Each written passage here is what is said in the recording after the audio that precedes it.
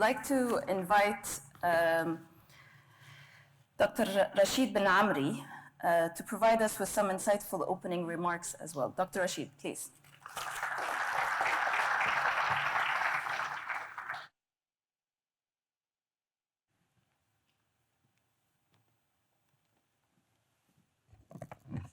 Assalamu alaikum and good morning, everybody. We're very pleased to have this gathering and to have a break from the teaching to reflect on our professional development and as well also to reflect on the project that we're doing at the university. So first I would like to thank Dr. Hiba and her team for developing the program for these PD days, and also the contribution of the colleges, in particular also the faculty who volunteered and contributed to many of the sessions in this 2 days REACH program. But also this is an opportunity for you to network, to work with each other, and to also develop interdisciplinary initiatives with colleagues from other departments, from other colleges, in order to enhance our curriculum, teaching, learning, and engage more students in applied interdisciplinary research. And these initiatives are very important to exceed and to achieve our mission, which is a comprehensive learning model that UDST is adopting, where we just don't only focus on the knowledge and the technical skills and the competencies, but also we would like to equip our students with the soft skills, innovation, leadership, entrepreneurship, and as many SDGs so that they learn how to deploy them in their professional life. So I know that this is a big ask, and as a young university, for the last 3 years, we have been doing a lot of projects. We developed so many programs. We are doing great in terms of research in such a very period of time. Last year, it was our first year to apply for research grants from QRDI, QNRF, and we achieved an outstanding achievement in terms of success rate, which is a 15% success rate, which means out of 100 applications, we got 15 applications accepted. So this success rate of 15% was not far away from the other big universities that have been on the landscape for so many years. And we are very few points away from our big peer institutions here in Qatar. This demonstrates the implication and the involvement and the hard work of our faculty, as I mentioned, not only developing this big growth in terms of academic programming and so on, but also to exceed in research and applied research, and that's what makes us very special, engaging all our stakeholders in such a research that solves real-life problems for our stakeholders. In addition to, I know, as I said, this is a big ask. We've been doing a lot of projects. However, the only way to do well and to reduce our load is to make use of the technology. And we are very good at using technology, and we are very well known at using the technology in the country as a university.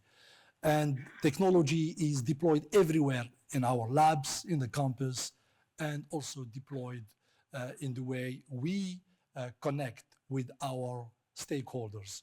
And today's, as you can see, a theme of the PD days is to explore 2 strategic projects where we will be using the technology and be on the competitive edge to benefit our stakeholders.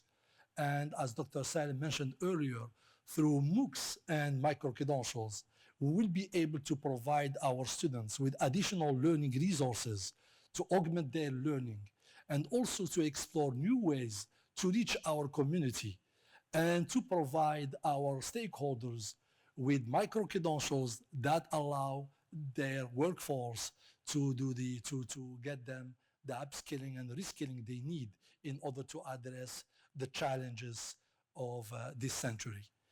The technology is moving very fast, and we at UDST, we want to embrace these technologies and excel in them and be at the front edge in terms of competition in these areas.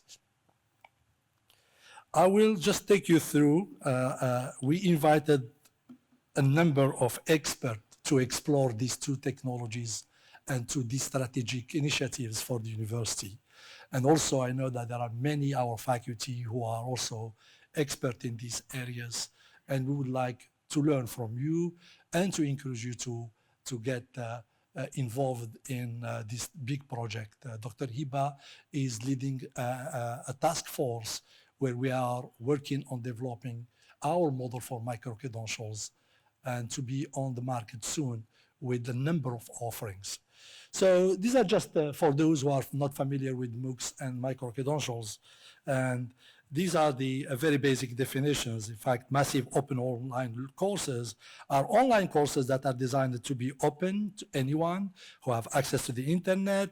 They are typically offered by academic institutions to provide an opportunity for their students to augment their learning and to other learners to acquire new skills and learn from experts in the field. Who are you?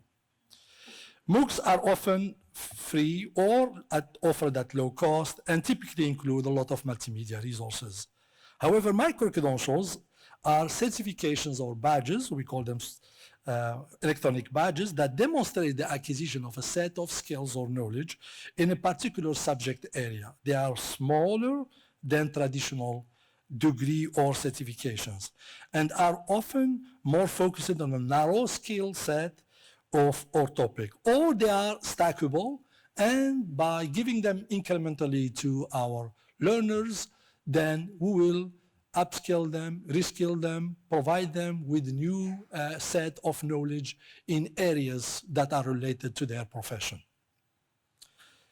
Micro-credentials are typically earned through online courses, workshops, and other forms of non-traditional education, and are becoming increasingly popular as a way for individuals to enhance their skills, acquire new skills, and advance their careers.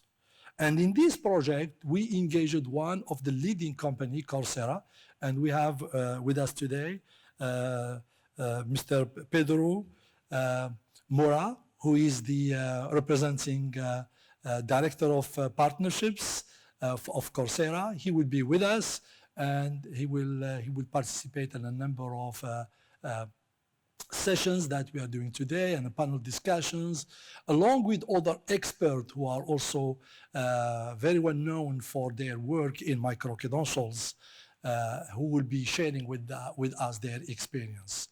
We learn from them, and I'm pretty sure also they will allow us to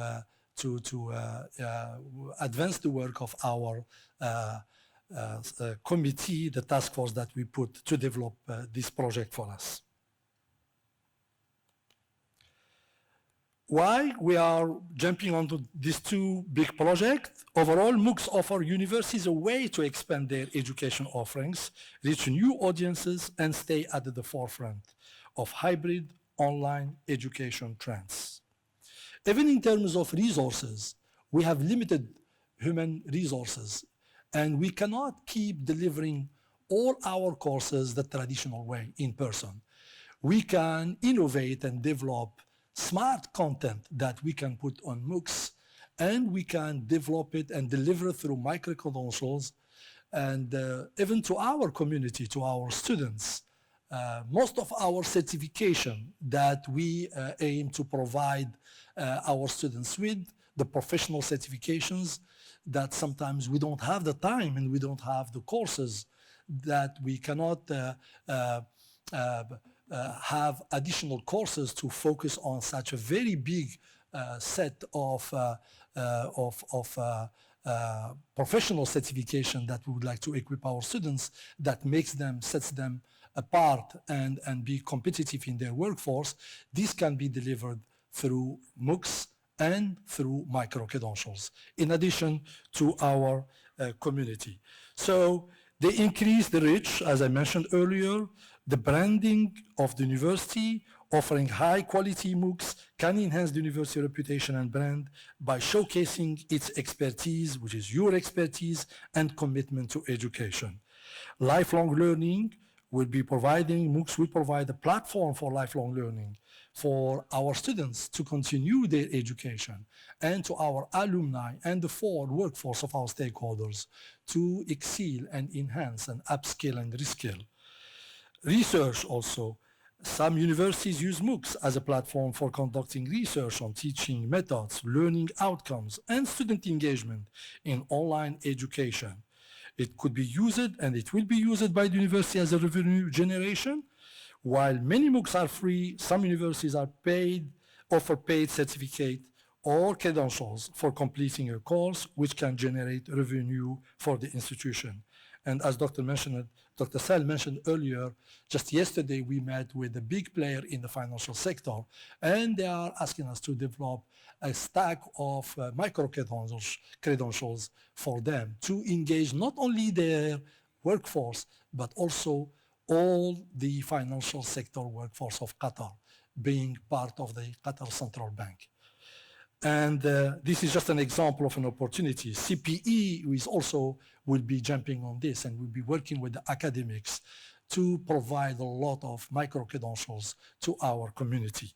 Experimentation and innovation. MOOCs provide a space for universities to experiment with the new teaching methods, technologies, and course formats which can inform their traditional on-campus offerings. So some stats, so we are not the first. Many universities have been in this area, and as you can see, the growth of MOOCs is significant from 2012 when the idea was introduced. And with our partners, Coursera, which we contracted to help us develop this and empower us to be leaders, at least in Qatar here in this area. They have, so there is 77 million learners. They have 6,000 institutions and more than 5,000 courses from the world's leading university with industry, educators. Coursera is one of the largest MOOCs platform, and we're very proud and very glad to partner with them. Some leading universities who have been developing and then experimenting, and now they are leaders in this area, are Stanford, Yale University, University of London, Northeastern University, just to name a few. The learning landscape with MOOCs and micro-credentials is going to, through these two tools, we will be able to provide credits awarded, will be as part of the micro certification and the badges. They will be online for credit content used by universities, like many other universities have programs in this area. And it also they will be used on campus to provide our students with the professional certification, augment their learning, and we will be using the best resources from other universities as well to augment our learning and to provide our students with adapted content that is relevant to their discipline and the profession. What is in it for us? Flexible learning options, supplement our existing courses, as I mentioned, with online material and offering self-paced learning, making our courses highly accessible and convenient for our learners. MOOCs enable access to quality education for as many learners as possible and contribute to the continuous education for graduates, employees, and people in our community, serving our community, which is our major mandate as an applied technical university.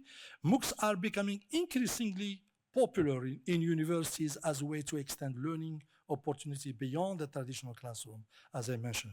And we can create our own courses tailored to the needs of our students and can customize the features to include a range of activities, such as many of the multimedia resources to enhance the learning of the students. Another key benefit is scalability. We can easily scale our MOOCs to accommodate large number of students, and the platform can be adapted to meet the requirements of different courses. These tools also will allow us to be key players in terms in line with the strategic vision and the national Qatar National Vision 2030.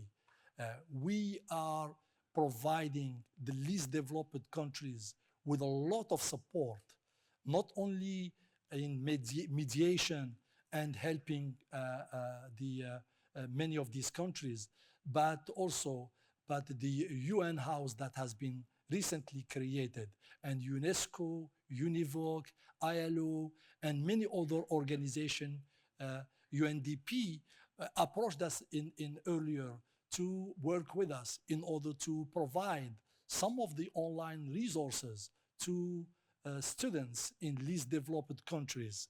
And I think these tools will allow us to play such a role, and we will work hard to lead in this area to achieve this strategic goal, not only to UDST, but also to the country.